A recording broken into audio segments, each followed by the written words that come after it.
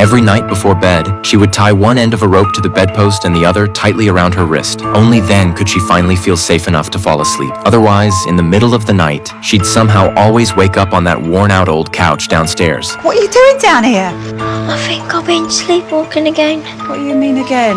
Seeing how distressed her daughter was, her mom instinctively reached out to feel her forehead. Turns out Jenny was burning up with a fever. So the next day, her mom called the school to get her excused, leaving her home alone to rest. But then something really strange happened. The remote was sitting right on the coffee table, yet the TV suddenly switched channels all by itself. What's even creepier, Jenny had just changed it back, and the next second, it was like something was messing with her on purpose. Not only did the TV keep randomly changing channels, but the remote she just placed on the couch was gone too. Jenny figured it must have fallen on the floor, but after searching every corner, there was still no sign of it anywhere. Right as she was getting really confused, the phone next to her suddenly rang. She rushed over to answer it, and while talking to her mom, she caught a glimpse of the missing remote sitting on the rocking chair out of nowhere. The sight sent chills down her spine. Jenny hung up the phone, mustered up her courage, and quickly grabbed the remote from the rocking chair. Feeling uneasy, she flipped the TV back to the original channel. Just as she was about to keep watching, the screen went completely blank. No matter what she did with the remote, nothing worked. Jenny had no idea what was happening, so she went over to check the TV. That's when, reflected in the screen, she suddenly saw an old man sitting in the rocking chair. But the moment she turned to look, not only was the old man gone, the remote had dropped onto the floor too. Jenny figured it was just a fever-induced hallucination. When night came, afraid she'd sleepwalk to that rocking chair again, she used the rope to tie one hand to the bedpost.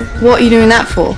In case I go sleepwalking again. Jenny thought being tied down would stop the sleepwalking, but come midnight, she still fell hard out of bed. Luckily, the rope around her wrist did its job, keeping her from wandering down to the rocking chair. Right then, a sudden knock on the door made her jump. Who could be knocking at this hour? Strangely enough, her sister sleeping right beside her didn't even stir. So Jenny quickly untied the rope, gathered her courage, and opened the door. But there was no one there. She grabbed a flashlight from the drawer and carefully crept downstairs. That's when she saw the old rocking chair swaying on its own. The sight left her pale with fear. She dashed back to her room, dragged a chair over to prop against the door, then scrambled onto her bed and dove under the covers. But the moment she lay down, she heard the door creak open. Jenny turned back, confused. The chair she'd used to block the door was now eerily pushed up against the side of her bed, and somehow the door had been opened.